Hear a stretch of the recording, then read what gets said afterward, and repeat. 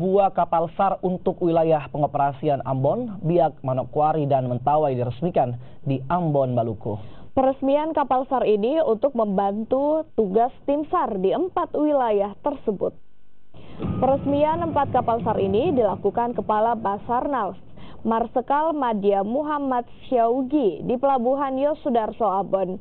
Keempat kapal ini masing-masing KN Rawaijaya 240 yang akan ditempatkan di Manokwari, KN SAR Kumbakarna 244 yang akan ditempatkan di Mentawai, KM SAR Wibisana 243 ditempatkan di Biak, dan KM SAR Barata 242 yang ditempatkan di Ambon. 4 kapal SAR dengan panjang 40 meter ini dapat digunakan untuk membantu operasi tim SAR di 4 wilayah tersebut. Setiap hari kita tuh menerima laporan 10 sampai 17 kejadian. Kejadian apakah itu kecelakaan di laut, apakah itu di darat, yang ada kaitan dengan korban jiwa. Ya. Jadi kebanyakan nelayan-nelayan kita yang hilang di laut itu tidak dilengkapi dari peralatan-peralatan yang memadai. Contohnya apa? GPS saja tidak punya. Ya.